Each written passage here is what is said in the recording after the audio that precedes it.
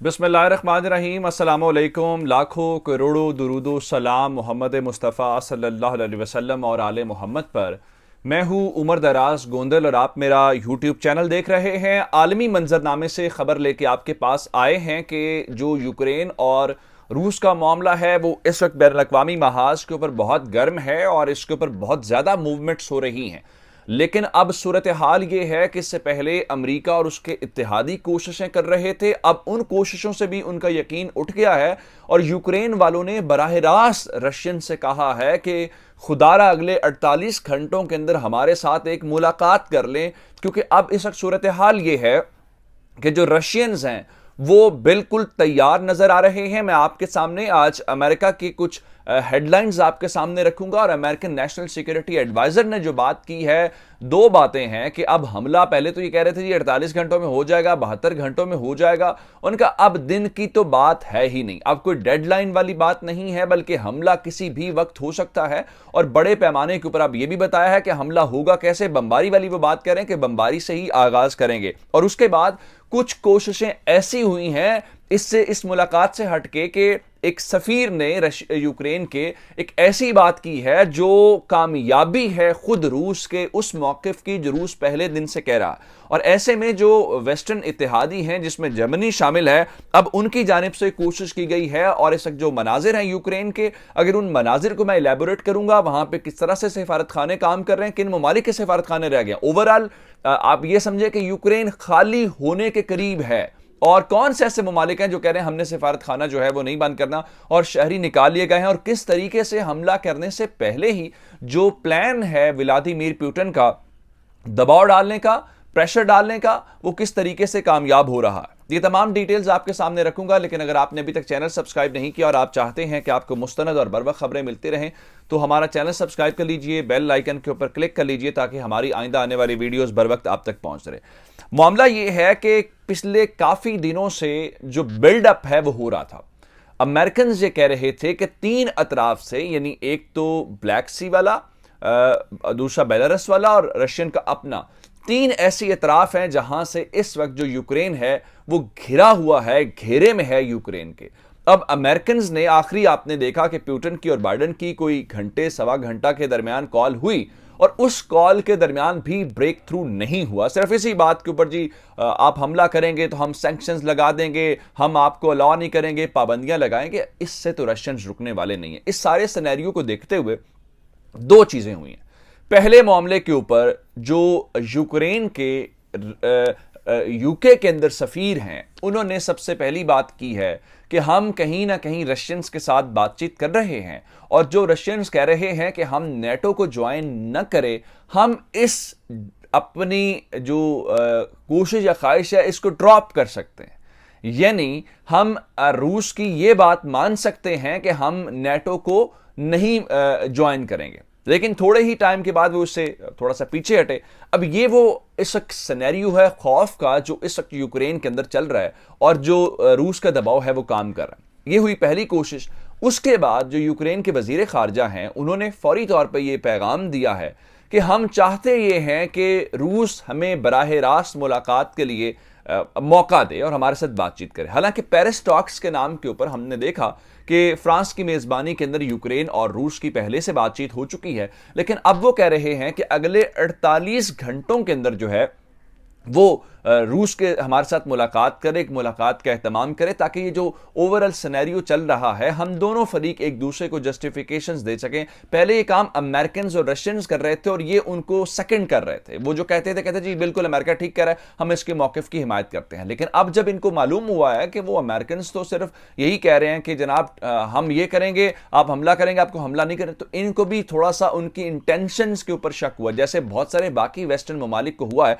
उसके बाद अब इस सारी सूरत हाल के दौरान इनको यह लग रहा है कि यह मामला हल जो है वो नहीं हो सकता। अब पहले मामले के ऊपर अमेरिकन इस वक्त तक सिनेरियो वहां पे ऑन ग्राउंड क्या बता रहे हैं कि हमले के मुतालिक, क्योंकि अगर इतना खौफ हो, क्योंकि जो यूक्रेन के सदर हैं उन्होंने कहा कि एक तो वो नुकसान है, या जो हमारे ऊपर हमला होगा तो देखा जाएगा, हमें जो सबसे ज्यादा इस वक्त मुकाबला करना पड़ रहा है वो हमें खौफ और हिरास से करना पड़ रहा है।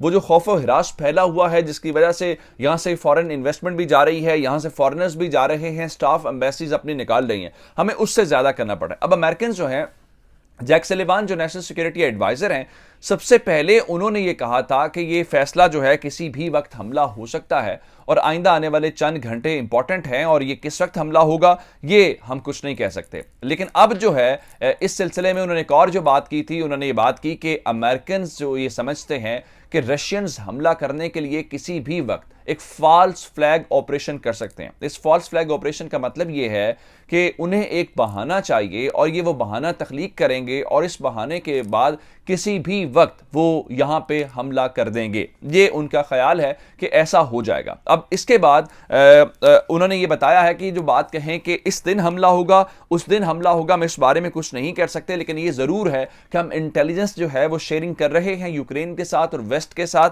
ताकि उनको अंदाजा हो और रशियन एक सरप्राइज के तौर पे हमले को ना करें। जरा मैं आपके सामने एक हेडलाइन रखना चाहता हूं बड़े मीडिया हाउस की। White house claims Russian invasion of Ukraine could start any day now, can't predict specific day. उनके मुताबिक ये हमला किसी भी वक्त हो सकता है और अब हम ये कहें कि फलां दिन है या कोई दिन को उसको पर्टिकुलर करें तो वो अब मुमकिन नहीं है। अब सिर्फ इंतजार है कि वो किस वक्त ये काम शुरू करते हैं। अब दूसरी जानिब जो इंपॉर्टेंट बात है कि जो जर्मन चांसलर हैं, आपको याद हो कि उनकी अमेरिकन प्रेसिडेंट के साथ भी मुलाकात हुई है और इससे पहले हमने फ्रांस के सदर को देखा, उन्होंने रशिया का दौरा किया और रशिया के दौरे के तौर पर वो डी एस्केलेशन चाहते थे। लेकिन जर्मनी जो है वो इस पूरे सिनेरियो के अंदर एक डिफरेंट स्टैंड ले रहा है। वो कहता है जंग नहीं होनी चाहिए, वो यूक्रेन को असलहा भी नहीं दे रहा था। तो अब यूक्रेन सीरियस एक एफर्ट के तौर पर आया है। जो उनके चांसलर हैं वो पहुंच गए हैं आज मंडे के रोज यूक्रेन के अंदर, जहां पे वो मुलाकातें करेंगे और यूक्रेन से होते हुए वो अगले ही रोज यानी कल मंगल के रोज जो है वो पहुंचेंगे जनाब रशिया और वहां पे व्लादिमीर पुतिन के साथ वो बातचीत करेंगे। ये बड़ी अहम डेवलपमेंट है। उनके मुताबिक दोनों जानिब से ये कहा जा रहा है कि किसी ब्रेक थ्रू की कोई तवक्को नहीं है, लेकिन जर्मन्स के मुताबिक डिप्लोमेसी को, सिफारतकारी को एक और मौका मिलना चाहिए। अब आते हैं इस बात के ऊपर कि जो रशियंस का प्लान है वो हमले के बगैर कैसे कामयाब हो गया। एक मैंने आपको बताया कि वो कह रहे हैं जी हम नेटो वाली जो अपनी चीज़ है उसको ड्रॉप कर देते हैं। फिर मैंने आपको बताया वो कह रहे हैं जी हम अगले 48 घंटों के अंदर मुलाकात करना चाहते हैं।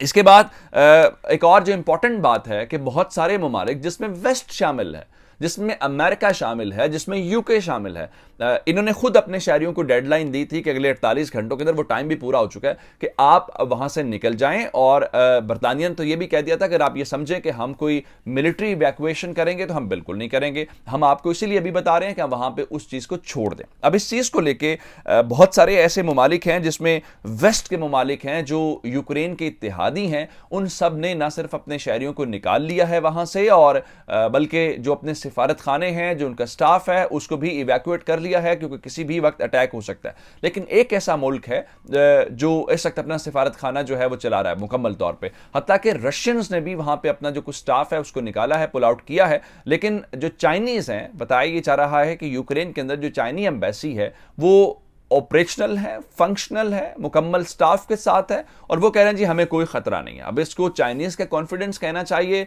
या रशियन, जारी बात है उनके साथ कोई इंटेलिजेंस शेयरिंग करते होंगे या आपस में बातचीत करते होंगे। लेकिन इस वक्त जो सूरत हाल ये है कि वो यूक्रेन जिसको मुकम्मल सपोर्ट या मदद की यूरोप की, वेस्ट की ज़रूरत है, लेकिन वही जो इस वक्त यूक्रेन है वो खाली होता हुआ दिखाई दे रहा है और वीराने का मंजर पेश कर रहा है। और साइकोलॉजिकल वॉर के अंदर कम अज कम वेस्ट ने यह मान लिया है कि किसी तौर पे रूस पीछे नहीं हटेगा, हमला करेगा, हमला उसका कामयाब होगा और इसी बुनियाद के ऊपर शहरियों को भी निकाला है, सिफारत खाने भी बंद किए। इस हद तक तो कम अज कम पुतिन जो है उसका प्लान और मिशन कामयाब होता हुआ दिखाई रहा है। मुझे उमर दराज गोंदल को फेसबुक, ट्विटर, इंस्टाग्राम के ऊपर फॉलो कर सकते हैं। मेरा यूट्यूब चैनल सब्सक्राइब कीजिएगा। आपके समातों का बहुत शुक्रिया। खुदा हाफिज।